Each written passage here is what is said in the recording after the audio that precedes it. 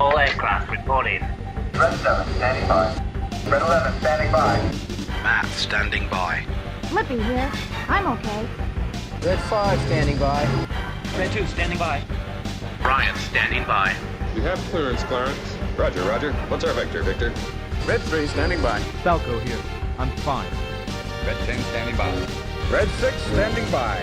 Iris! Iris! Ah! No, this isn't happening! There's no reason for me to go on. What? What am I fighting for? What?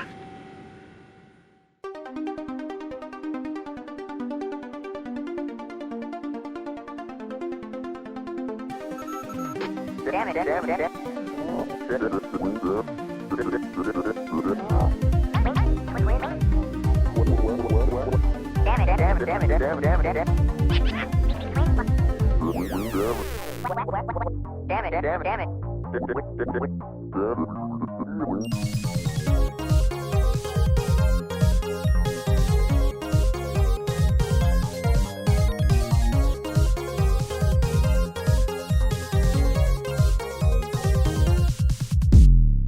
Welcome back to another episode of the Retro Odyssey. Joining me are co-hosts Matt, Steven, and Adam. Hello. Hello. Hello. Before we get going, what have you been playing this last month? For me, mostly, I've been playing Dual Quest 2, actually, which I found in a charity shop for 99p, which, I know, the exorbitant price of video games these days. But it's got, like, 180 levels. It's a gem matching game, basically, and it's a lot of fun. I really kind of like match 3 kind of games for some reason. And out of those 180 levels, I'm probably about 20 away from the end now. So it's a good job that last week in charity shop I found Dual Quest 3 for £1. So that is going to be my game going forward after that, I'm sure. Plus I've been continuing playing Final Fantasy XIV, and 2 of the games I've been playing will be going into in more depth in the next episode when everyone has had a chance to play them, but I've been playing Bloodstained and Crash Team Racing, which I literally just got this morning, both of which are excellent, but we're going to discuss them a bit more when more people have had a bit of a chance to give them a go. Yeah.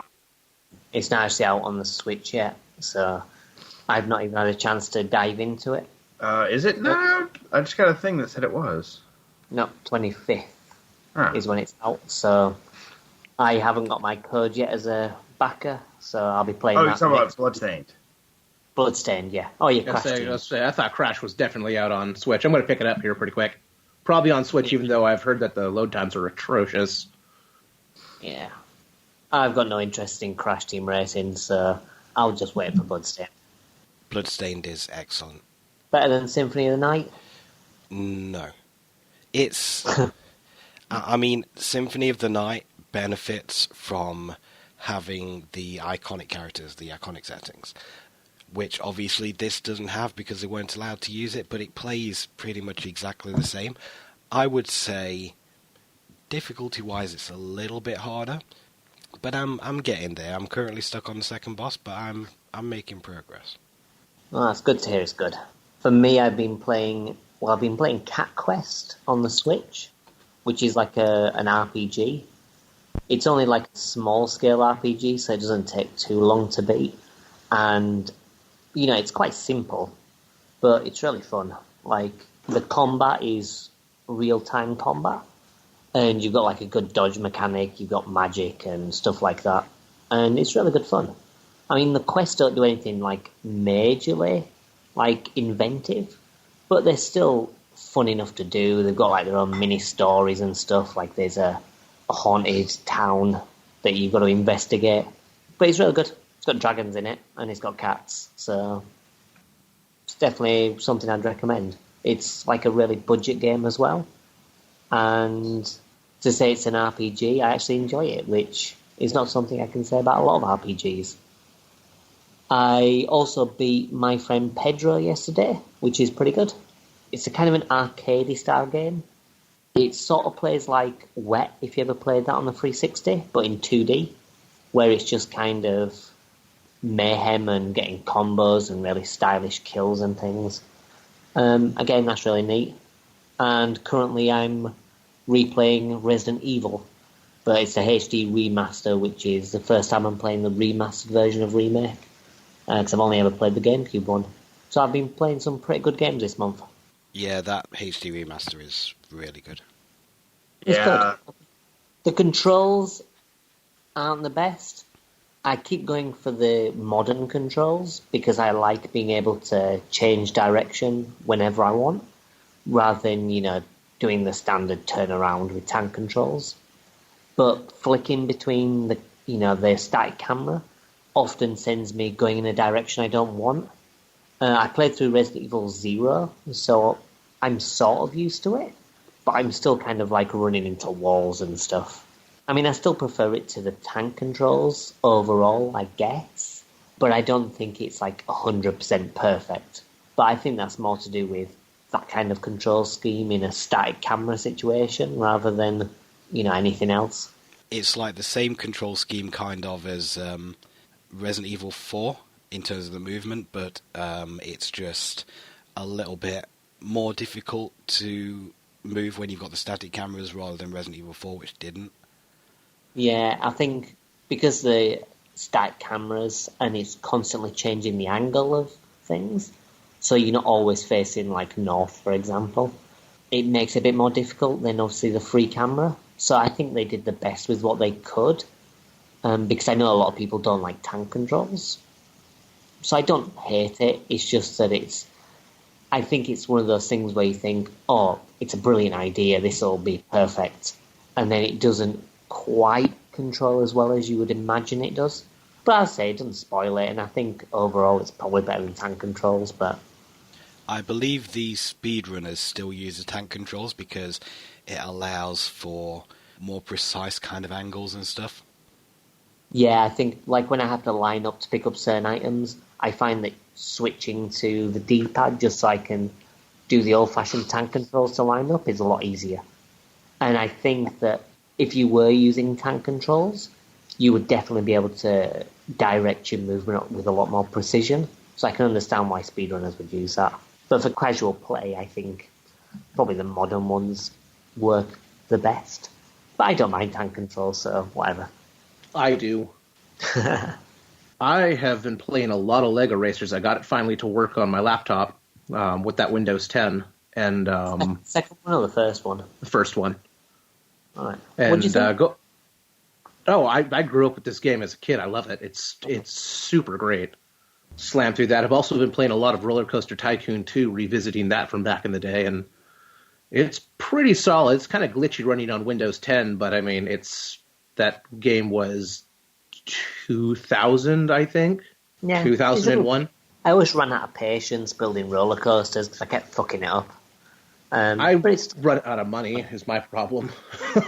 Well, yeah, I used to always cheat to get like millions and millions, and then just make really extravagant roller coasters, and people just either not go on them or they just puke. Right. I have one that just spins you in circles, basically. It's just a loop. Yeah. It's I fantastic. think the Roller Coaster Tycoon is better than the actual game itself. It is relaxing and it's still fun, but I find that creating a good roller coaster, you've got to have the right mind for it.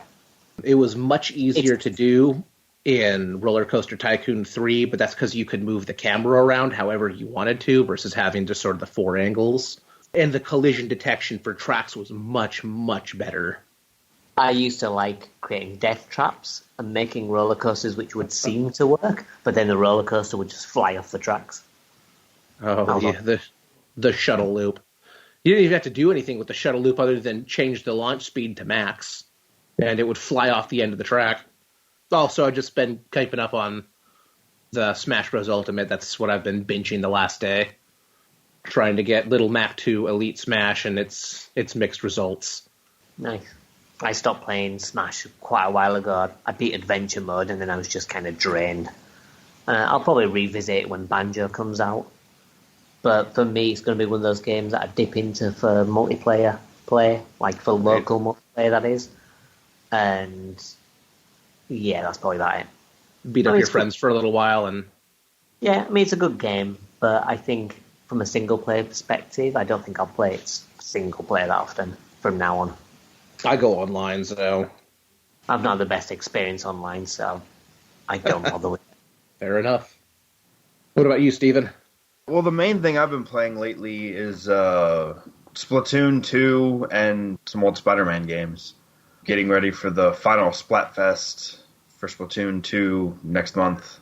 You playing Spider-Man? That one was released on the PlayStation 64. Or you playing that Spider-Man Ultimate? I guess it'd be Ultimate Spider-Man. I'm actually playing Spider-Man Web of Shadows on the 360 currently. I never got to play that. I heard it was okay, though. I mean, I thought it was fantastic. It's interesting because one of the mechanics in that game basically was the entire game for Spider-Man Friend or Foe, but, not done as well. Which was the GameCube one? Was that Spider-Man 2? Spider-Man, the movie, the game, and Spider-Man 2, the movie, the game, were both on GameCube. Because I remember playing one that was really good and you used to swing through the streets and do side missions and shit like that. That was Spider-Man 2, the movie, the game. Because they did an anime-style one, didn't they? Which was That was Ultimate Spider-Man. Yeah, I didn't play that one. It was they used a very similar mechanic to, swinging mechanics to the Spider-Man 2 games, which were super, super good, but then also, it popped off and let you play as Venom, which was a hell of a lot of fun. Yeah. That's what I've been doing. Well, sounds like everybody's had a pretty busy month. How about we hop on into the news? Which has also been a busy month because June was E3. It was. Got quite a few interesting things, lots from Nintendo. Yeah, but basically my news bit is just Nintendo's E3 press conference. Yeah. I mean, they released the Mana Collection, which is funny because last month we talked about how we're never going to get the third game. Yeah, we're never going to get that, and then boom, here they go. Yeah, just last month I was giving them shit for it. Yeah. Yeah, Square Enix trying to make us look like idiots. We don't need their help. I was about to say that. Hyperkin revealed their Ultra 64, their Ultra Retron 64. That is a must-buy for me, depending on the price. They had the reveal and they showed it off. I haven't got any good details here. Someone pointed out, because they were showing off Mario Kart 64, it's definitely emulation, they're emulating hardware, because the Megatron on Luigi's Raceway was not showing the live feed from the actual racers, which is something that the game does. Because apparently that's a very, very, very difficult thing to emulate. I mean, it makes sense. And they're like, well, we've seen this in a whole lot of emulators, and basically getting that to emulate requires a lot of computing power, more than I realized. So I'm going to hold out for a solid hands-on review before I, throw any money at it. But I do have 2 N64s that are both finally dying, so if it's good, I'll do that as my standard replacement. Yeah, mine's on its way out. Playing one of the games for our topic that we're going to discuss later on, it kept resetting itself over and over and over again. I eventually got it to work for about an hour and a half consistently, then it reset itself again. I was like, fucking hell. Mine's fine, but I kind of think it's kind of on its way out. I don't think it's going to be fine for much longer. I've had it a long time. Yeah. And considering the excellent library that 64 had, most 64s at this point have had thousands of hours logged into them. Yeah. My N64 is the only console that I have that is still the one that I had when I was a kid. I still have my original as well. I have my original and most of the other originals. Nice. It's just, they're getting tired. Yeah. Yeah. To be fair, I think a lot of physical media is going to start to decline over the next decade or so, and things are just going to stop working, and we're going to resort to having to get stuff like this just to keep on playing the old stuff. Yeah. It's unfortunate, but there you go. Anyway, speaking of N64, there was another bit of N64 news. There's the return of Banjo-Kazooie. Yes, sort of. To a degree. We briefly mentioned it while you were talking about Smash, but Banjo got announced for Smash. And I just want to say, I called it. You know what? I've always been saying I'm pretty sure it's going to happen. Microsoft and Nintendo have been like really buddy-buddy, so it seemed like something potentially could happen. Well, and here's the very interesting thing about it is people kept talking to Microsoft being like, hey, let them put Banjo in Smash Brothers. And Microsoft continually said, it's not us stopping it. Well, the thing is, in order to use the rights, Microsoft's going to get some kind of money from the DLC. And then obviously they've got publicity for Banjo. So really, apart from, the good press for Smash Brothers, it's going to be Microsoft that get more out of it than Nintendo. Yeah. Because, after all, the Smash Fighters pack is people are going to really buy the pack for all the DLC fighters. So Banjo's not really going to sell that many more packs, I imagine. He might now. Right. He might do. I'll buy the individual one for Banjo because I couldn't give a shit about Joker or the Dragon Quest dude. But Nintendo are going to make a bit more money from it, but Microsoft are going to be the ones that get more from it. Which brings me to another thing. Normally, they have representation on a Nintendo console. Like, obviously, you've got things like Cloud and stuff, and Joker, which obviously you've got Final Fantasy on the Switch.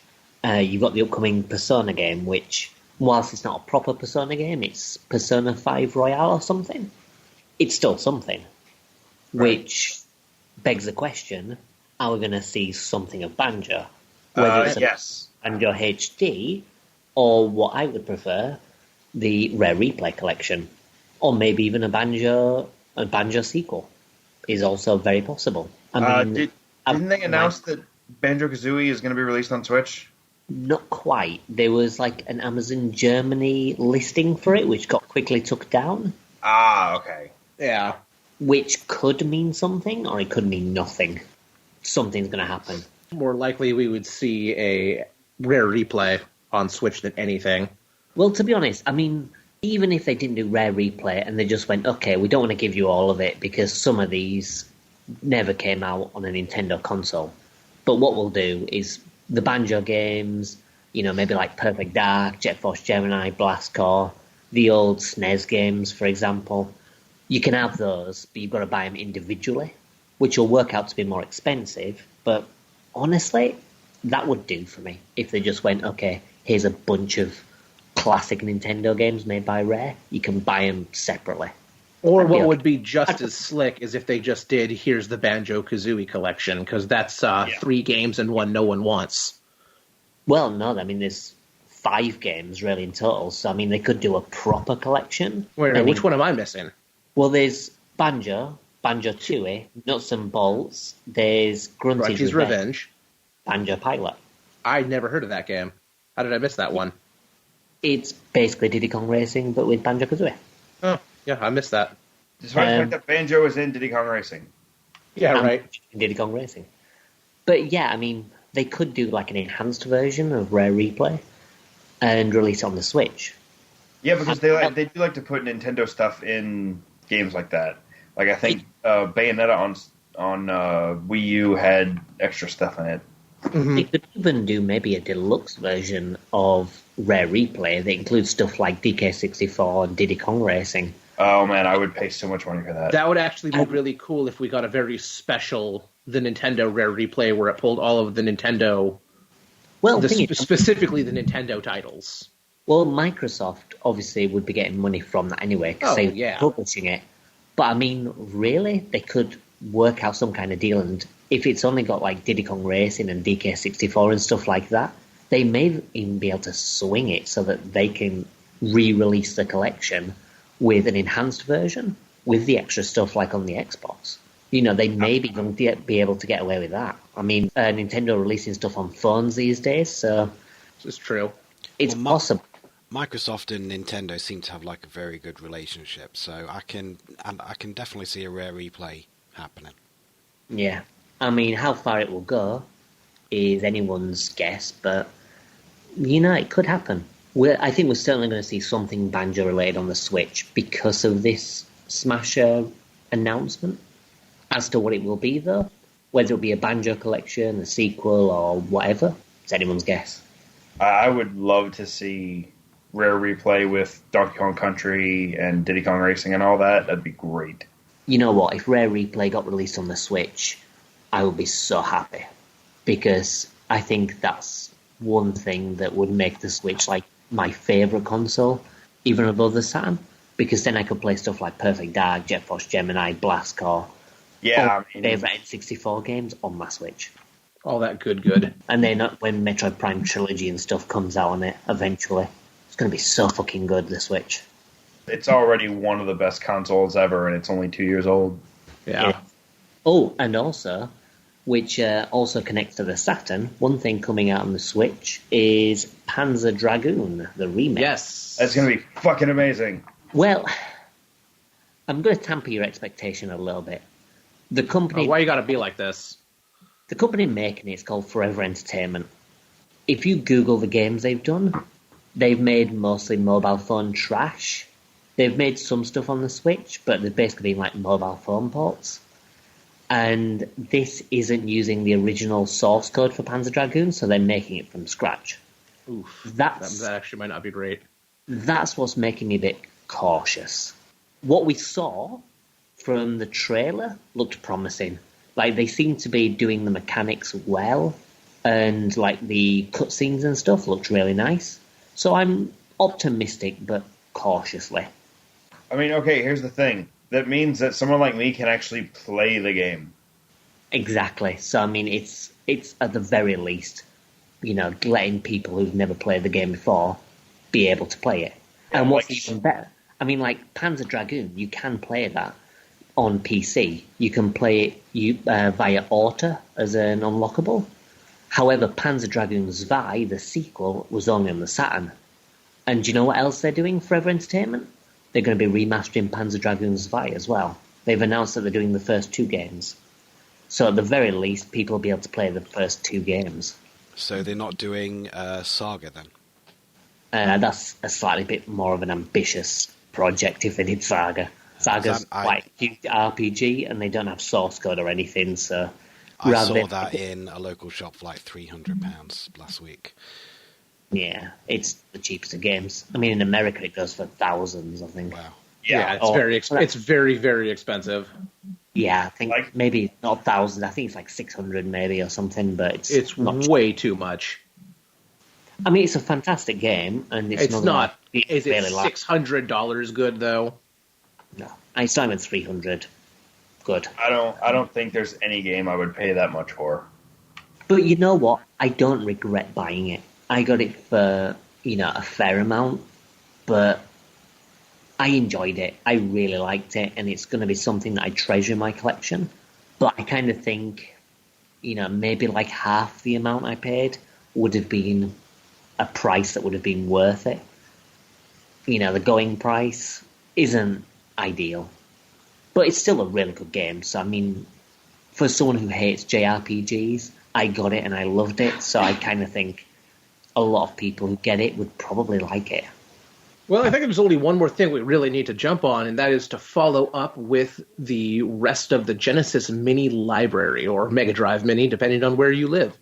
Because they did announce that probably a week after we recorded or so, a week or two. Before we discuss the remaining games... Did you see the Japanese special release of the Mega Drive Mini? It includes, like, the Sega CD and the 32X. Yep. I mean, it doesn't do anything, and it's not going to play those games. What was it, Sonic 2 or a Sonic and Knuckles at the top? Yeah. I think it's Sonic 2 or something. Or it could be Sonic 1. I think it might have been Sonic 2. Anyway, it's the Genesis full stack, and it looks pretty epic. It does look really cool. I mean, as I say, it's a bit iffy because it's got that, and it doesn't include any Sega CD games or 32X games, until it's hacked, I suppose. But, yeah, it looks really cool. Of course, they get all the good stuff. Anyway, they dropped on, instead of 40 titles, we got 42 titles come in. Yeah, there's a couple of bonus ones in there. Yeah, Virtua Fighter 2, Alistair Dragoon, Columns, Dynamite Heady, Strider, which I had never heard of before, Kid Chameleon, Light Crusader, Monster World 4, Eternal Champions, and the one that I got really stoked about, Road Rash 2. Then we got the 2 bonus titles, which no one saw coming, being Tetris and Darius. Road Rash 2 is excellent. It's so good. Yeah, I mean, quite a few of those games they announced are quite good. I mean, Dynamite Heady, I mean, it's often released on these collections, but Dynamite Heady's really good. I mean, people always say Gunstar Heroes was the classic treasure title on the Mega Drive, but honestly, I prefer Dynamite Heady. It's one of those games where you start playing it and it's difficult to get into, but like a few levels in, once you get to grips with the mechanics and how it works, the game's just so charming and it's got so much imagination and the gameplay changes all the time. It's a really inventive game and it's really cool. And you mentioned Strider as well. I've not played the Mega Drive version, but I have the Master System version, which is very good. Yeah, the Mega Drive one's a lot better. It's got that really cool sword, which is like the sword from Symphony of the Night. You know, the really overpowered one? Mm-hmm. The Wind Sword, I think is the English name of it. Or I don't know what it's called. The Chrysogrim? The Chrysogrim, yeah. I think it translates to Wind Sword or something, or that's what the description is. I mean, it still says Chrysogrim in the English version. Alright, fair enough. Well, yeah, it's like the Chrysogrim. It is a sword from Strider where it's just like an arc in front of you that takes care of everything. It's a cool game. Elyssi Dragoon's also quite cool as well. You kind of get sick of it after about halfway, but it's a neat little concept. Plays a bit like Psychic Assassin Taramaru for the Saturn, but with some lass and a dragon. Ain't nothing wrong with that. Yeah, I'd say it's pretty cool, and it never really gets released on these collections. And I think it was exclusive to the Mega Drive. So at the very least, it's a nice game for people to try out that they've never played before. I do like that, now that we have this full list, it's pretty clear that they weren't like, oh, we're only going to pull out the games that scream Sega.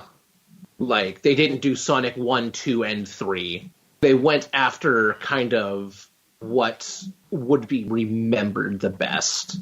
I guess I would say there. Like, they did pull out some super key titles like Golden Axe. Well, yeah, of course you're going to throw Golden Axe on there.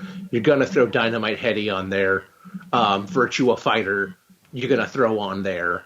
So it doesn't have the Sonic games then? It has like 2 Sonic games on it. It has Sonic 2 and Sonic the Hedgehog. Oh, and then there's it has 3 because isn't Eggman's? Yeah. Dr. Robotnik's Mean Bean Machine's on here, so. I think the problem is they should have had like maybe 60 games or something, because there's a lot of games on there like I don't think they have. Do they not have Streets of Rage 1? No, I'm trying to scroll through right now. I don't think they do. They only have Streets of Rage 2, so I think stuff like Streets of Rage 1 and 3 should have been on there. Sonic 3 and Sonic Knuckles, and hell, even Knuckles Chaotix, just for the pure shit of it. You know, Echo 2 maybe. All those kind of classic games, I think, should have just been on it as standard, plus the additional stuff. So maybe have like 60, but then 40 of them are kind of not the classics. I mean, at 40, they're already showing up Nintendo's... Oh, man, and how? So. Yeah, definitely. I mean, it's still a really good list. I mean, on the bright side, it will be hacked pretty quickly. And then, right, you know, you can have all the games on that you want. But the base list is pretty cool. Maybe we'll get a Saturn Mini next. I doubt it. Now we'll skip it and go straight to the Dreamcast Mini. Maybe. Anyway, unless somebody else has anything else, I think we should move into our topic this month.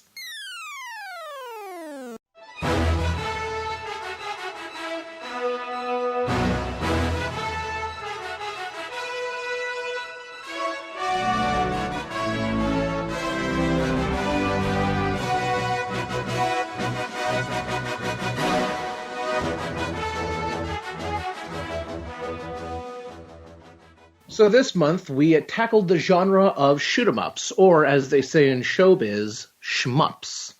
It's a long, exhaustive genre, starting all the way back as old as just the original arcades with whatnot of Centipede and Space Invaders, and they just keep making them. It's broken off into so many good subgenres like bullet hells and just all sorts of nonsense. We kind of switched our focus, but I mean, overall, I mean, who here has really gotten into the shmups probably mostly as kids, honestly. That's when they were really popular. I know I played a shitload of them. I don't play any shmups as a child, apart from the one that we covered later in this episode. Did you play Galaga? Nope. I think maybe the Really? closest I played was like Space Invaders. Huh, interesting. Galaga machines are like super common here. You can still find those floating around various establishments. I love Galaga. My brother actually had on Game Boy, I think he still has it, Galaga and Galaxian both on a double pack.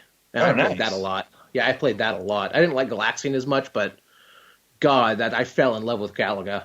Galaxian's a lot slower. It's so much slower, and you can't get the double ship either, so... Yeah, well, that's, why else are you playing? Right? It's like, this one's not fun. But I love Centipede and Millipede, too, so those were a hell of a lot of fun. When I was younger, back in the 80s, a lot of games were either platformers or shoot-em-ups that came out on the early home computers. So that was kind of my first introduction into it. So I played a hell of a lot of shmups back in the day. And there were platformers as well. Platformers hasn't kind of stuck with me as much. I don't really like platformers as much, apart from like the odd game here and there. But I do still enjoy shmups. There's just something about it. I mean, I am god-awful at them. I really am god-awful at them. But something about them just... I don't know whether it's just the aesthetic or just moving up and down, shooting stuff, and... I don't know. I just really, really enjoy shmups. It's worth mentioning as well, you said they kind of like stretch all the way back to the arcades, or the... What is recognised as like the very first game ever made was Computer Space, which ran on its own kind of like dedicated machine, and that was kind of like a very early asteroids looking kind of thing, which you could say was kind of like the first shmup, the first video game. And so it does go all the way back to kind of like the dawn of video games. Because it's such a simple concept.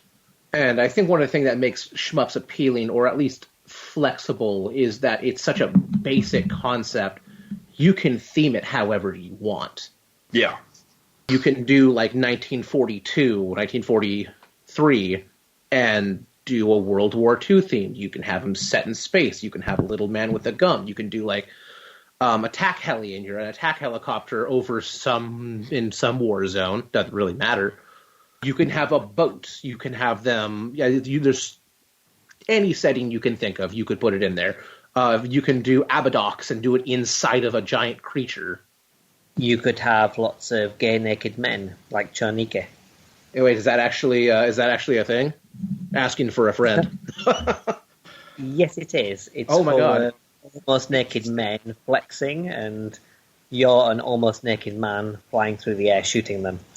It's very homoerotic, but it's kind of fantastic. Was this arcade or Saturn release? There's a Chonike on the Saturn, but I think it's the same as the one that was on the SNES. And there's loads of Chonike games, but I think they're mainly in Japan. So you'll be able to play on the Pine stuff. Yeah. Right. They also made a Chonike fighting game as well on the SNES. I've not played that, though. That sounds like something I want to check out. You should have suggested that when we started the research for this episode. Well, I'll tell you what, we'll cover the fighting game when we do fighting games. There you go, let's do that. But yeah, I think that's probably going to be the key thing that would get me to like a shmup, is probably the theme. For example, Darius Gaiden, which I don't know if you've ever played any of the Darius games. It's basically like Space Fish. And it's kind of great because everything's all kind of aquatic themed, so it's sort of Lovecraftian to an extent, but instead of with tentacles and stuff, it's mainly like, traditional fish. So you've got like these mechanical fish, and you've got like all these other kind of aquatic creatures and stuff in space, and you're just shooting them down. It's really cool. And in Darius Gaiden as well, you've got a weapon that's like a literal black hole, which will just suck everything into it. I mean, I played on like the easiest difficulty because I'm really bad at the games. But the aesthetic is what drew me to it. And because the easiest mode is kind of playable because of all the black hole bombs that you've got. Right. I kind of enjoyed it. Not loads, but I enjoyed it enough to think, okay, I probably will play this again in the future. But most of the time, like, I don't think the aesthetics enough to appeal to me just because I don't really like the genre that much. I mean, I'd probably be interested in, like, maybe a cyberpunk or, maybe a steampunk, I suppose. That could be fun. Yeah, I think there are some steampunk games. Like, I think Gunbird's supposed to be like a steampunk shmup, which I think's available on the Switch, but I've not played it. And obviously Mega Man 8 has a shmup section, so I like that. Right. But, I mean, I didn't like it at first, but because I've played it so much, I can do it now with no effort, so I sort of enjoy it. You don't hate it? I don't hate it. I think that's probably the biggest compliment I can give to a shmup. At least you're being honest. Well, what about you guys? How important is, like, the theme and the general kind of aesthetic of it to your enjoyment of a shmup? Does that bother you like it does with me? Like I say, for me, it's the most important thing, just because I don't like the gameplay. I think aesthetics kind of plays an important part. I mean, the first game that we're going to kind of like discuss in depth, you showed us a video of a more recent port, and it just looks so awful visually. And it's like, I wouldn't have fun with that just because of how it looks, which I know graphics aren't really the be-all and end-all, but it just looks so cheap and tacky, and I would feel dirty playing it. Well, funny you should say that. I mean, the reviews for it are really good, so people seem to like it, and they even praise the visuals, so, maybe it looks better while you're actually playing it. Maybe. There are some games like that. Like, is it Raging Justice? The side-scrolling beat-em-up that got released on the Switch? That, in screenshots, just looks terrible. But when you play it, it's pretty good. So maybe this is a similar kind of thing where it's actually alright when you're playing it. Well, kind of like that new Streets of Rage game as well. It looks really weird in screenshots, but when you see it running, it looks really, really nice. Yeah, I mean, that could be it. But yeah, aesthetics are kind of a thing. I'm like a child. I like the appeal of bright colours and lots of stuff moving about, and there's a certain joy to be had in really bright, fast-moving games. I'm with you on that. I mean, the genre which gets classified as cute-em-ups, I definitely find a bit more visually appealing than standard ones. Yeah, stuff like Fantasy Zone. Yeah, stuff like Fantasy Zone, stuff like the Parodius games, for example. Stuff that's really bright and cute. I mean, there's one called, I think it's the Game Arcade or something, which, I don't know if it got released on the PlayStation, but it got released on the Saturn, and it's themed around arcade games. So there's one which is like sort of a Paperboy style level, and there's another which is like Space Invaders, and it goes into like different arcade games, and that's the theme, and the level's based around that. But stuff like that, which is just imaginative and full of bright colours, I find more appealing, and I'm a bit more likely to enjoy it. Yeah, so it's not the most important thing, but it is a deciding factor for me in a lot of cases. It's got to look nice. Yeah, I mean, the game that we covered this episode, I mean, the graphics don't look too bad, I suppose, but the visual style of it just wasn't really for me. It's just, I mean, shmups are typically like space things, and this was just a space thing, so this just seemed to be the stereotypical shmup. The game of which, we didn't mention yet, but we covered R-Type. I mean, what did you think of, R-Type's aesthetic? I've played R-Type a little bit before, and I've played it a little bit again, and it's very generic spacecraft. I mean, like, you can get a very similar feel from Gradius, although I will say this is not as hard as Gradius. It was one of the earliest ones of that style, though, so the fact that it looks like a lot of other games, that isn't really R-Type's fault. Right. Well, like I said, space is so easy to do because you don't have to do backgrounds and stuff. You can just do the blackness of space. Yeah. Yeah, I mean, I get that. I mean, I don't hold it against it. It's just that because it's nothing special and I dislike the genre, that's why it didn't really jump out at me like, oh, this is something, special, something fantastic. This is just what I consider to be a stereotypical shmup. I was going to say, I do think it probably got help because of just the Deep Space backgrounds. Was the sprite work in R-Type is quite nice.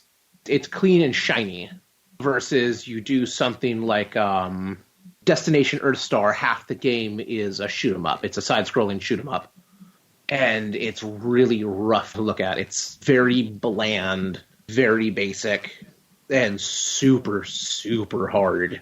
Yeah, I mean, that's one of the things that kind of puts me off shmups is I find them quite difficult, especially the ones that are classified with bullet hell. Mm-hmm. I just find them to be too obnoxious, and I think you don't get to appreciate the game as much, because rather than focusing on the game, you end up focusing on the enemy bullets, and you just basically sidestepping bullets, and that's the game, is just trying to do precise movements around individual bullets, which I just find to be a bit stressful and not very entertaining.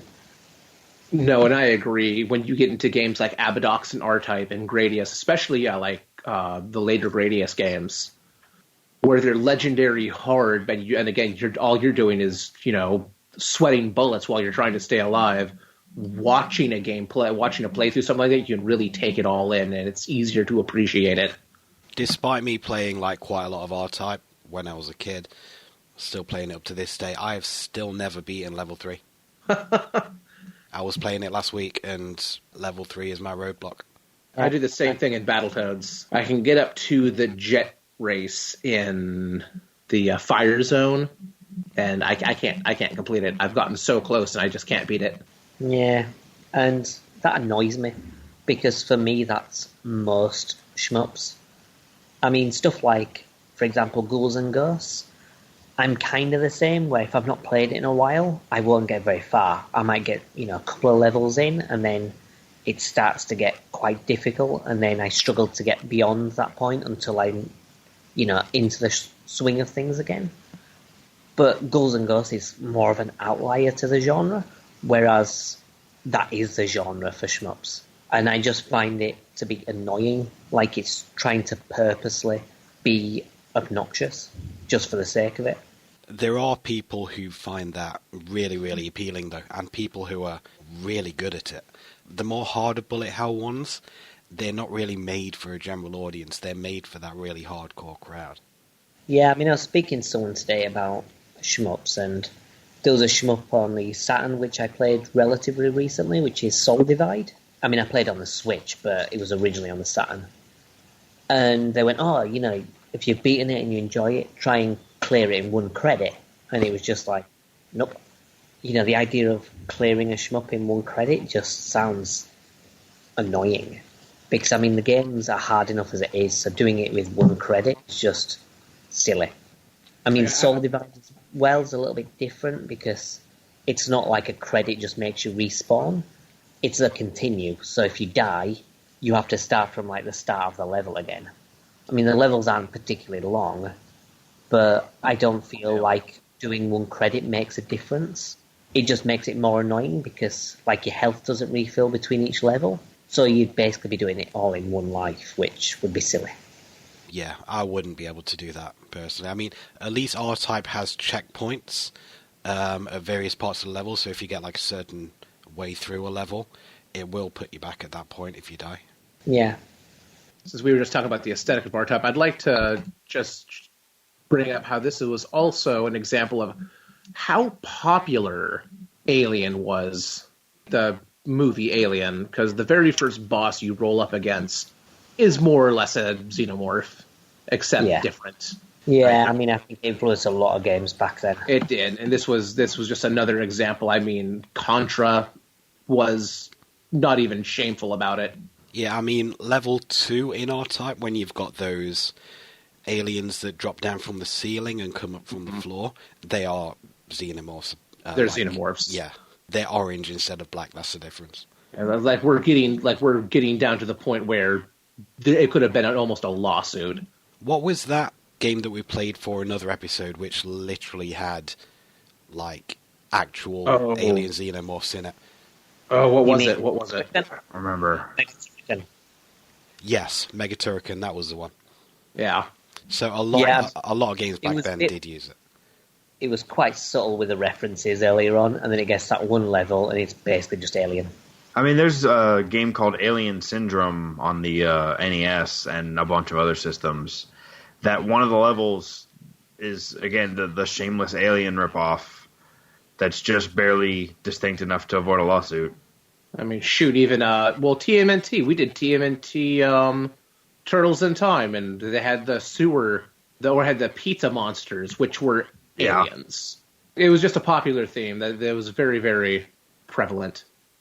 That's how you make the money right there. Let's just make an Alien game and hope we don't get sued. Yeah, just change the name of it, and suddenly it's fine. I mean, EA changed the name of loot boxes to surprise mechanics, and suddenly they're fine again.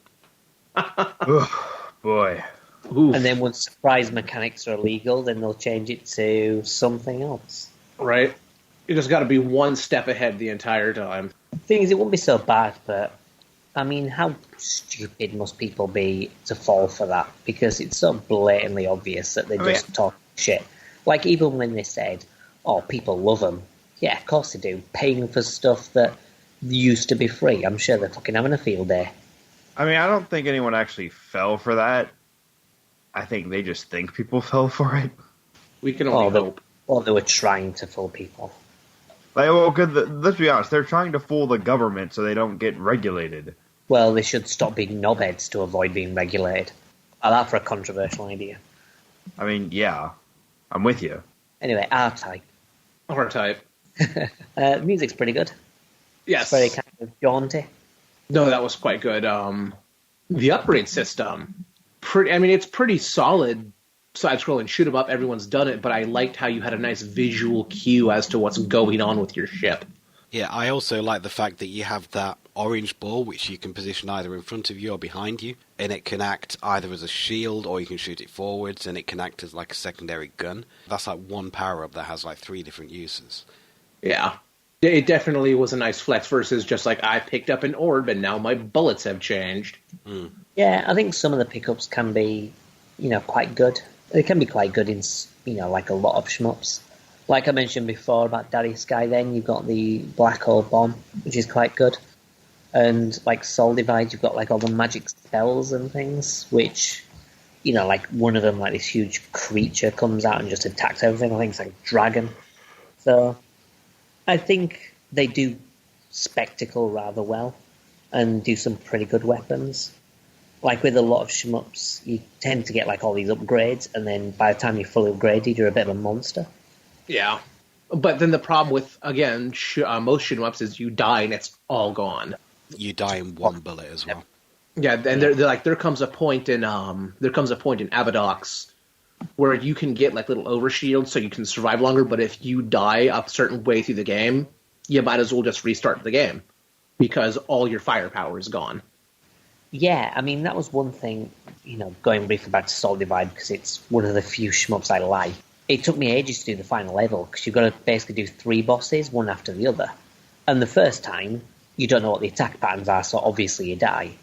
And then, because there's no level before it, you're pretty much having to fight the bosses with no upgrades. So then suddenly they're harder just by virtue of not having any upgrades. So it feels like unless you're replaying the game from scratch after having beaten the game already, you're going to go in and you're going to have to basically do these 3 bosses with no upgrades because you can't be expected to do it first time. And I think that's unfair. And as you say, with some shmups, you get to a point where you have to restart because if you don't have the upgrades, you can't progress. So it's just so difficult.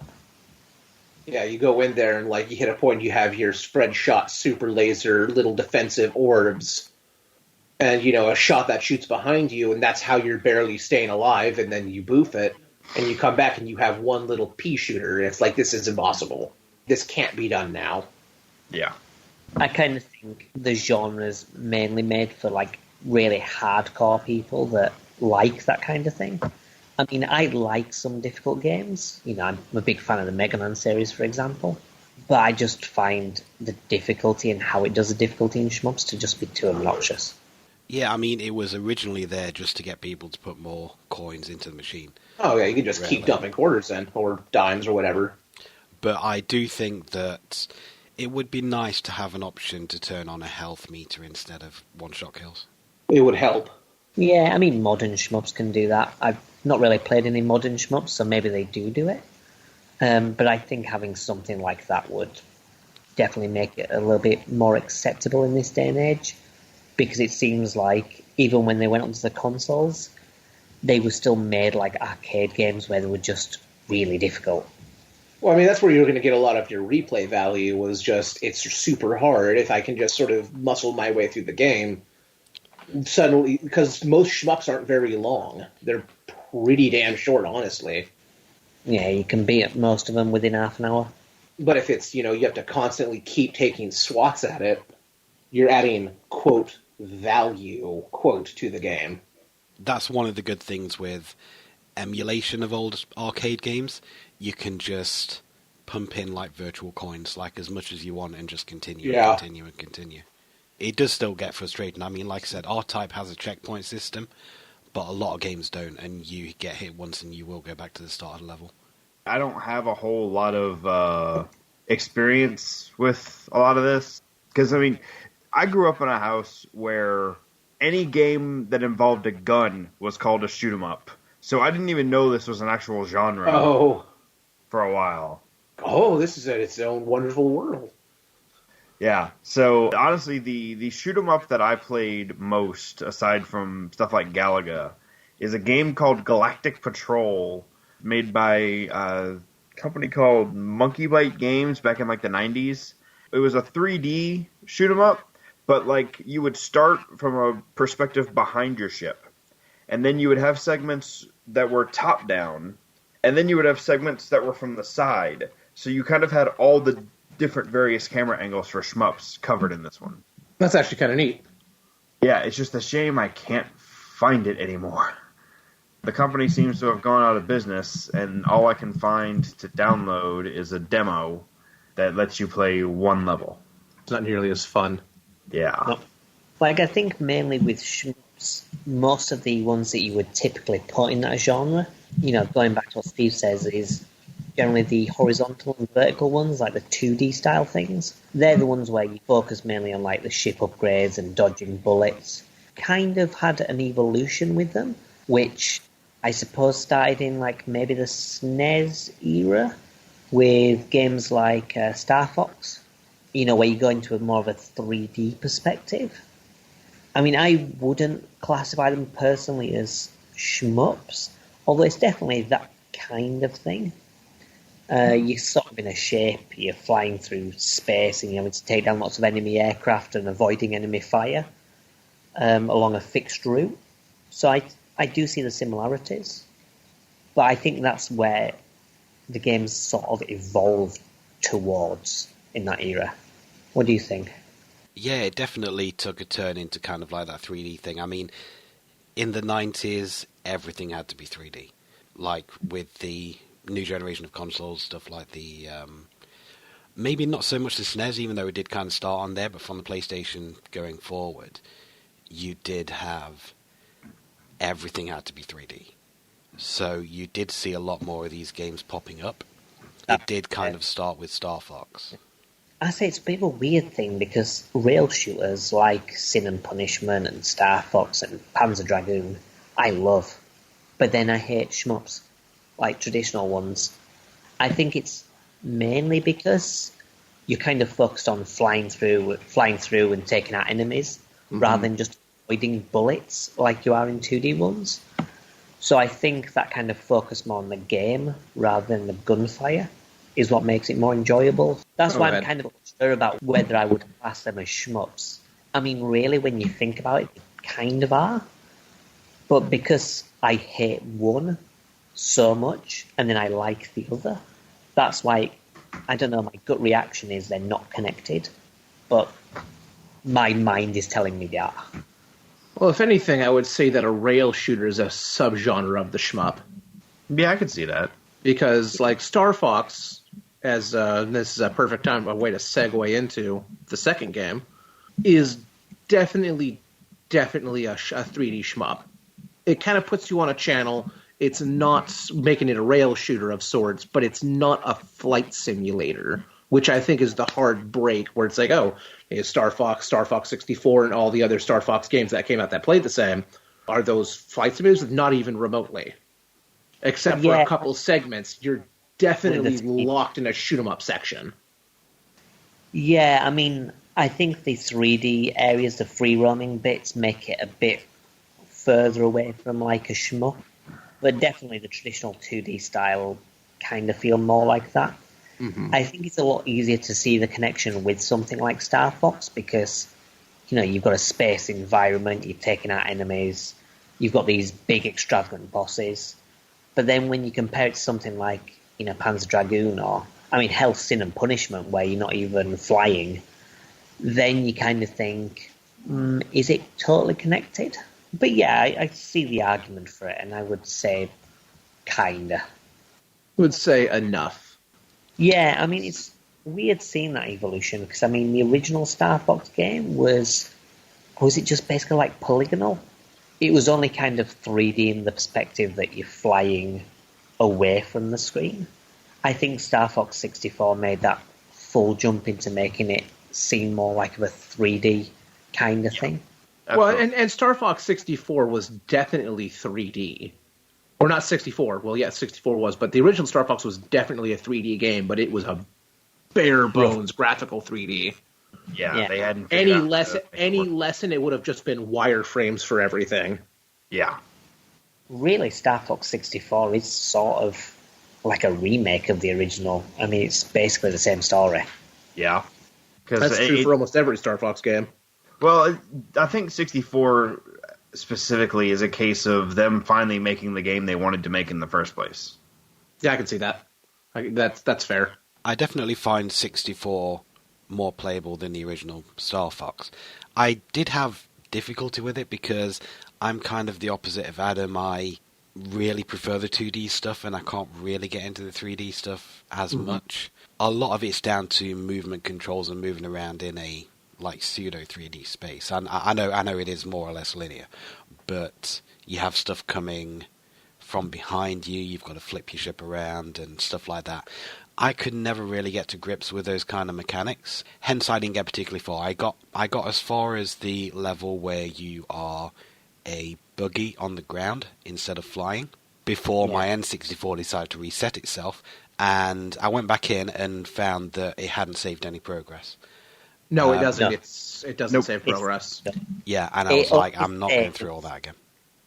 Yeah, it saves like your high score, and that's all it saves. Yeah. So like, get gold medals and stuff, I think it saves that. But any progress throughout the mission, it doesn't. But I mean, the game. Why though? I think it's because it only takes like maybe 45 minutes to beat the game. Yeah, you can beat the game in under an hour without too much trouble. And really, the games, once you get used to it and how it plays, it's not overly difficult for a game either. Especially because you've got multiple routes, and there's like easier routes and difficult routes, or more difficult. So like, looking at you, Aquas. Yeah, is that the underwater one? Yeah, that's the water one. That's the underwater one. The one and only mission where you play as the sub. Yeah, because you, as Matt says, you've got like a buggy or a tank or whatever it is on the ground, and then it's got, called the Landmaster. Landmaster. And then you've got the Watermaster or whatever the fuck it's called, the sub, the Blue Marine. Yes. Yeah. I mean, I appreciate what they did to try and, you know, make it a little bit more different, but the sub is kind of shit. It's terrible. That whole level's garbage. I mean, it's one level, so it's not too bad. But I think the whole alternate routes thing is a really good idea, because they do it well as well. Because usually you have to do special things, and that will enable you to go down a different path. And then you've got a different set of levels which will reach you to the end boss. And from what I remember, you have to do a certain route in order to get the true ending. Mm-hmm. No, and then you get the true ending where you have to fight the hard, you have the hard to fight. boss. Is it like, from what I remember, because I didn't get that far in this playthrough, isn't he just like a brain and some eyeballs? Yeah. You shoot the face, and instead of turning into a robot, it shows a brain and eyeballs. Yeah, I thought so. It's been a while since I've done it, but I vaguely remembered it. But it's really cool. I mean, I really like that alternate path mechanic. I do think not saving, in hindsight, is definitely a flaw for the game. I can sort of understand why they didn't bother, but you kind of have to sit down and do the whole thing, and that's a bit of a pain in the ass sometimes. I want to say that the 3DS release allowed you to save your progress. Possibly. I only played that for a bit. I borrowed a friend's version of it. I can't remember whether or not it's saved. I'm pretty confident that saved your progress as you went along. So you could start over or you could continue your game, so... My main issue with the Star Fox series is that most of the Star Fox games are basically just remakes. Yeah. Like, first one, and then you've got Star Fox 64, which is a remake of that story. And then, really, Star Fox Zero is a remake of 64. Yeah, a reimagining of 64. And then you have Star Fox 64 3D, which is literally just Star Fox 64 HD. And then Star Fox Adventures isn't even like a rail shooter anymore. No, it has 3 shoot 'em up segments, and then the rest of it is a Zelda game. And not a bad Zelda game either. I would just like to throw that out there. Yeah, I mean, it's definitely flawed. It definitely has its problems, but it's all right. You had Star Fox Command on the DS, I think. I think it was. I forgot about Command. And that was a different game. That was quite different. I was thinking Star Fox Assault is the only proper rail shooter that wasn't that same story. Yeah, but I forgot about Command. I mean, I'm kind of waiting to see what they do next with Star Fox because I think they thought they were trying to do something a bit different with Zero, but because it is a reimagining of 64.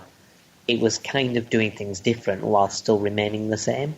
Right. And it was sort of remaining the same and then fucking stuff up as well. And what murdered Star Fox Zero was the mandatory motion controls for the shooting. If they hadn't made that mandatory, if they had just patched in a regular motion or a regular control scheme, it would have been fun. Most of the time you're looking at the gamepad. So instead of looking at the beautiful HD image, you end up looking at this low-res screen for most of the time because that's what you have to look at to aim. So it seems like they kind of shot themselves in the foot doing that. It wasn't a good idea. No. But Star Fox 64 is a good game. Apart from the spin and stuff in it, I think it holds up as being a really good rail shooter. And one thing, since we started off talking about this, one thing I like about Star Fox 64 is the fact that it goes through all these themes. It covers a lot of themes within one title. You do have a underwater segment, and the game plays the same, but your environment's completely different. It's harder to see. You fight a giant clam for a boss. One level takes you to the surface of the sun. There's a couple levels that put you in tanks. The fire level's cool. Yeah, Solaris. Yeah. I'm also a big fan of the Independence Day level. Yeah, straight up. Yeah, we've got to stop everything from... Yeah, that was one of the 3D ones, wasn't it? The open ones. Yeah. You're basically all range mode for the whole level. Yeah, that was cool. They gave you a nice variety of bosses. Sometimes you fought enemy ships. One, you fought a robot flying in space. Like you said, you fought a clam. There's a couple levels there's several bioweapons. You fought this weird monster on the sun. And if you lost Slippy, you'd had to go to, what's the name of the level? The desert one. It's the desert tank one. Yeah. You got to fight this really creepy looking alien. I mean, that leads me on to another thing. That's another criticism I have, is that most of your companions are shit. They're not terrible. Not including General Pepper, because he's not part of the team. But Falco's a dick. Slippy is fucking useless. And Peppy's just forgettable. To me, the fucking robot dude is the best one. Yeah, Falco is a complete knob. He's like, oh, I need your help. And then you help him, and he's like, well, thanks, I guess I should be thankful. Yeah, you fucking should. Yeah, you should. That's fucking well. Next time. I will not lie and say I've gone into the first mission where he goes oh no, get this guy off me, and I just shot him down immediately because I didn't have to listen to him. Yes, but then you can't get the secret route. Yeah, you can go there. You can get there another way. Really? Huh. Yeah, you can. You throw his corpse into the waterfall and it opens up. No, well, you can't beat that boss, but you can take the alternate routes through the asteroids and... No, but what I'm saying is, like, secret in that level. Yeah, you can't get the secret in that level, but you can hook back over to Suffer in Sector 6 another way, so... Okay. That's another thing as well with the multiple routes is that, you can go onto the path, but through different levels, so you've got multiple opportunities to basically do what you want. I mean, usually I find that I end up doing the same path every time, but I mean, theoretically, you can mix things up. It was a good design. Yeah. It was well designed in that aspect. I actually think that is one of the major advantages of the series is those multiple paths that you've got to do special things to do. Panzer Dragon's Fight also had that, but it worked a little bit differently. It wasn't quite as smooth because it didn't have as many, different levels and multiple paths. It still had it, but it was a bit more limited. And I think games need to do that are in the rail shooter genre. I think those multiple routes are definitely the best way to do it. I mean, with shmups in general, Darius Gaiden has tons of routes. It gives a lot more variety or it gives more replay value because there's stuff you can find that you didn't even know you could go there before, or how to get there, or like in the asteroid, you can take the warp gate to the asteroid, get this really trippy LSD level, and then plop out on the other side of the map. Yeah, we touched on it before, but with 2D ones, you can typically beat them in like about half an hour, and the 3D ones, less than an hour. So they are quite short games, and I think having those multiple paths just add to the replayability, and I think it's something that, just should be done, really. So moving away from the actual gameplay of them, what is the reason that all the Star Fox games were renamed in Europe? I have no idea. Because you had Star Wing on the SNES, and on the N64 it's Lilac Wars. I actually know the reason for this, and it's because of the Germans. So, most people hold, World War I and II against the Germans. Right. But really people should be angry for the Germans because of Lilac Wars. It is a better name, to be fair. But there's actually a German company called Starvox, and they couldn't call it Star Fox because they thought it sounded a bit too similar. Huh. Interesting. Oh. They were basically worried that there'd be legal problems with Starvox, and they just thought, fuck it, we'll just rename it, so there's no delay for the game. Which is why subsequent games, like obviously Star Fox Adventures and Star Fox Assault, were called Star Fox. So it was only really Lilac Wars because of the whole Starbox thing, and they didn't want to get the game delayed or anything. So basically the same reason that Biohazard got released as Resident Evil, because there was a heavy metal band in the US called Biohazard. Oh, right, okay. Did they do it intentionally because they were worried that there would be a legal problem? Or did they... I believe so. Okay. It's fair enough. Resident Evil's a really good name. Biohazard's cool, but I think Resident Evil's better. Yeah. Although admittedly Biohazard kind of fits the series as a whole in perspective. Yeah, but Resident Evil fits that first one really well. Resident Evil fits like the first one well, and it fits Zero and a handful of others where there are houses involved. Mm-hmm. But not so much others. Oh, there we go. Mystery solved. Before we kind of conclude this, I think there's one final thing we should probably touch upon, which is not necessarily shmups, but shmup sections. Because I can think of quite a few games where they're actually other genres, but include shmups as like mini-games or separate levels. Yep. I mentioned about Mega Man 8, which has a couple of shmup sections. But another one that I played, which again was relatively enjoyable, was Shadows of the Damned on the 360 and PS3. There was like a whole section where you had to do the entire level in a shmup, and then the demon that you had to kill was the boss of the shmup. And it was really neat. It was a little bit tough, and I found that to be like the hardest thing when playing on the hardest difficulty, because, I suck at the genre. But it was neat. And there was another game by Grasshopper as well, Black Knight Sword, which had a shmup section. Those are the ones I can think of. Can you think of any more? Well, we played Official Father Christmas at Christmas. That kind of had one. It wasn't really a shmup, but you were like avoiding stuff coming towards you while you were trying to drop the presents down the chimneys. Yeah, and I suppose in that regard, maybe the Segata Sanshiro game, there's a similar type of game where you're in a sled and you have to drop presents into the chimneys, which I suppose is that kind of thing. Oh, and didn't Rocket Knight Adventures have a shmup section? I want to say there was one over the streets of London or something, which was a shmup.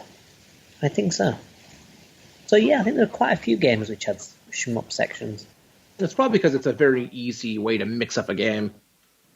Yeah, that's true. And as you say, it's quite a popular genre, especially back in the day. I mean, whilst I personally don't care for it, well, don't care for the 2D ones, it was really big in the arcades because, it was kind of one of the founding genres.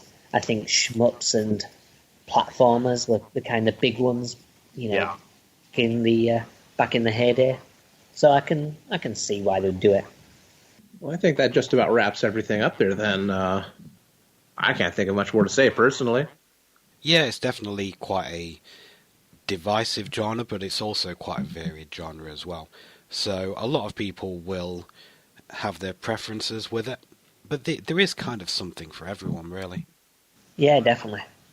At least for me, it was the 3D ones, so I suppose there's still something.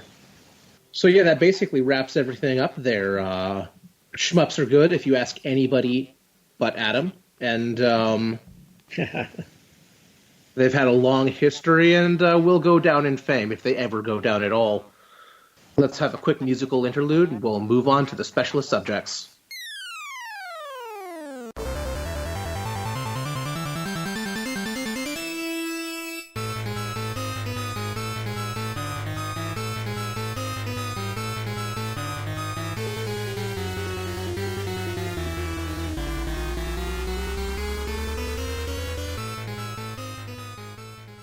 We're going to roll on into sort of our specific special topics. We kicked that off last episode. And we'll start off with you, Adam. Well, the game I'm covering, the Pokemon game I'm covering, is actually a rail shooter, moving, from our topic to Pokemon. And that's Pokemon Snap. It's not quite as action-packed or as shooty-shooty as, the games we've covered, but it's still definitely a game that involves shooting, even if it is a camera shoot. It was made on the N64 by HAL Laboratory, who are famous for Smash Brothers, I think HAL does, isn't it? They did them for a long time. I think I think HAL did Kirby and Smash. Yeah, I was going to say Kirby was their big one, and then they were the original studio behind Smash. Yeah, I seem to remember that, because they had the logo with the dog and the eggs and stuff. Yeah. Very odd. It was a spin-off title. It was released on the N64, but it was also on the Wii, and was it on the Wii U Virtual Console as well? Yes. What you do in it is you have to take pictures of Pokemon in various different situations. You're in like a little cart as it goes around the levels. You take pictures of Pokemon doing different things, and depending on how good your picture is and how exciting the photograph is, you get more points. The more points you get enable you to unlock different items that you can use to make Pokemon do different things, and you can also get more levels. Typically, the way to get more levels is by doing special things, so getting Pokemon to do special moves which unlock different routes, but obviously you can unlock it just by progression.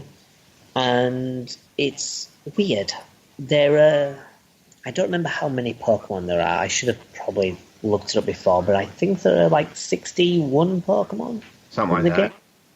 So it doesn't actually include all the Pokemon, which is quite disappointing for a lot of people. But I think the main reason for that is that it didn't actually start out as a Pokemon game. From what I remember, I think it started out as like a Jack and the Beanstalk game. And they stuck like the Pokemon license in it to make Pokemon. I imagine that they probably had different characters for the original Jack and the Beanstalk game, and then they just changed all the skins and altered it from there, and didn't want to add too much extra. it's a game that like a lot of Pokemon fans really like. It's a very relaxing game, and some of the pictures you can do are really neat. And it got pretty decent scores. I mean, they kind of mainly were like 8 out of 10s, across the board. As for sales, I think it was relatively popular, but not like massively popular. I think the thing is, it sold all right, and critically it was all right as well. And I never really understood why there was never a sequel. I don't know whether it was too much effort for them, because of like all the different things a Pokemon could do, and obviously people would expect a lot more Pokemon in a sequel, including Generation 2. So maybe it was just because of the effort involved that they never bothered with a sequel. I think part of it is it didn't sell well enough initially to justify a sequel, and it became more popular later. Yeah, definitely. It's weird, because I mean, stuff like the Wii U where you had the gamepad would have been perfect for it. And I don't think that got the Virtual Console release until like really late in the life cycle. Like right before the Wii U was declared dead is when they released it. Yeah, because I remember people asking for Pokemon Snap on the Wii U for ages, because they were like, look at the system, it's designed for this. It would have made so much sense. And I very much doubt they adapted the original game to include the Wii U pad, other than like portable play. So I kind of think it was a bit disappointing from that regard. I mean, to be fair, they could do another Pokemon Snap game on the Switch, and I think it would work well. Because it's got the gyro controls and everything. And yeah, I think it would be pretty good.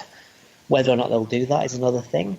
But Pokemon Snap's one of those really weird spin-off games for the series, but it's one that typically fans really love. As you say, Steve, I think it was more of a thing where it got popular after the fact. But I think if they did another game now, or they made like a remake of the original, I think it would sell like, really, really, really well. Oh yeah, absolutely. But yes, that's the Pokemon game I'm covering this week, Pokemon Snap. It's a neat little game. It's kind of a bit more experimental for the series, but all in all, pretty good. Awesome. And, what about you, Matt? What did you got for us this month?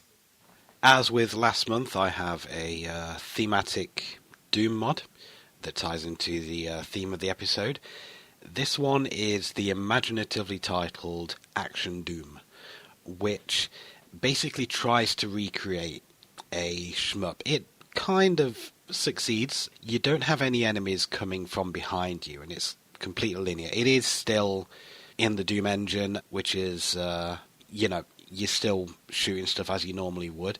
The difference is the enemies come from the side and from the front, and you can see their bullets. Their bullets are fairly slow, so you can like dodge bullets and stuff like that, and everything dies in one hit. The regular enemies do. You've got bosses that don't. And it's an interesting little mod. It's quite flawed. The first level isn't amazing, and it gets really, really bullet hell at the end of it.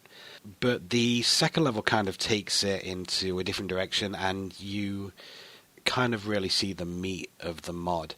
There are 3 separate ways you can go. You can go through a forest, which has got like slightly camouflaged enemies that you've got to shoot through trees, or you can go down to the coast, and there's a boat section. You're controlling a boat going up a river, and you have to move left or right to avoid rocks, which is very, very difficult because the rocks have huge hitboxes. And there's a third way, which actually takes you to like a car section, and you've got to jump from car to car and shoot all the enemies that kind of like pop out from the cars. It's difficult. I never actually got past the second level. There were 4 in total. And it's just something a little bit different. It's something that most Doom mods haven't really done before, that one-hit kill kind of thing, which, if you couldn't see their bullets coming, would be just impossible. But the fact that you can, you've got a lot of dodging going on. Yeah, it's interesting. Is this the only Doom mod you've not been able to beat then? Oh god no, there's hundreds that I've not been able to beat. Some mods, people just go full ham, and they'll stick you with a pistol and 20 spider demons. And it's like, yeah, that's not happening. What, you mean like the John Romero one? That is... Oh, God, Sigil, yeah. Don't remind me of Sigil. The good thing about this one, though, is you do have a basic gun with unlimited ammo, but you do have, like, better guns with limited ammo. So you do always have an option if you do run out of ammo. There's a knife as well, but that's pointless, and you're going to die immediately if you use the knife. It is quite difficult, but it's worth a look if you want to see something different. I would recommend using a level select cheat to get past level 1, because it just gets silly towards the end. But yeah, check it out. Action Doom it's called. Neat. Steven, you got a RPG for us for this? I'm kind of cheating, but the one that comes to mind is Kingdom Hearts, once again, because the gummy ship sections, which you use to travel from world to world, are basically shmups. Like, it's not even trying to hide it. And some of them are much better than others. In particular, Kingdom Hearts 2 and Kingdom Hearts 3 have much better gummy ship sections. The first one is just kind of eh. But yeah, I mean... Now, with these gummy ships, now I'm thinking about it, because I haven't really played a whole lot of Kingdom Hearts at all, would those be like gummy ships as in Disney's Gummy Bears? No. Ah. No, I don't know where they got it from. It's just little blocks. Well, that's not quite as fun, because Gummy Bears was a great show. Great theme song as well. Right? It was good times. I don't really have a solid tie-in, but the obscure console that I would like to talk about briefly was the Vectrex. Anybody here know what the Vectrex was? Yes. No. I know the name. The Vectrex was a really neat console that was dropped in '82. It had a monochromatic CRT screen built in. It was like 8 or 9 inches. And it was actually a vertical screen, so it wasn't like the aspect ratio it was taller than it was wide. But it used vector graphics, which actually incorporated a lot cleaner look for what it was trying to do. But because it was just black and white, they actually had like little card inserts that you'd put over the screen to give color and texture to the games. Like pop backgrounds and stuff into it. It was actually really cool. The controller popped out of the front. It was a little 4-button with a joystick.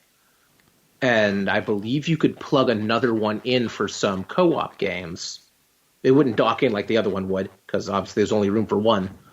But it was claimed by the video game crash in '83. And the company went out of business. Like, the last one was produced in '84, and that was the last anybody heard about it. I've done a little bit of research into it. Recently, the consoles are starting to fail, and it's a real sad time because it was a really neat concept.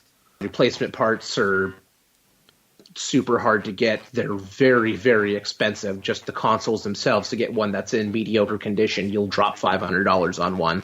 Yeah, it's that kind of thing is just going to be so bad. Yeah, and once that monitor goes, that's it. I've only actually seen one in the wild once, probably about 15 years ago or so. It was only £30. I should have picked it up. It was probably broken too. No, it was in a secondhand game shop. Oh, so they do like guarantees and stuff like that. Okay, you should have grabbed that. Yeah, just because it's neat, if anything. The shop doesn't exist anymore, but yeah, I should have done. Probably because they were just giving stuff like that away. Although 15 years ago, there were probably still a lot more of them that were alive. Yeah. So. And plus, we didn't have the massive retro game boom that we do now. Right. The demand's not there. I got to see one in the wild at Tokyo and Tulsa several years ago. This dude had a big old game shop, and I don't think he was selling it. I think he just had it on display because it was cool. And I didn't fully realize what it was at the time. I'm like, that's just kind of a neat thing. As far as I was concerned, it was a, because it wasn't running, it was a, basically like a custom job, and I didn't realize it was its own unique console. It was a neat console. It had a couple shoot-'em-up style, like there was an Asteroid-style game on there, and yeah, just kind of one of those things that someone had a brilliant idea, its sales were decently strong right at the start, and it was claimed by a collapsing economy over here, and that was it. It was lost to time. Someone actually made some games for it not too long ago, I think. Just randomly. Carts and everything, carts and inserts. Huh. For the 7 people who were actually going to go buy them. Yeah. But still, it was cool. It was a fun time. I think with all that covered, I think the last thing to do here is to say goodbye and look forward to next month when we see you all again. Yeah, and it's time to wrap up. Okay. Bye, everyone. Bye. Goodbye. Bye, and see you next time on the Retro Odyssey.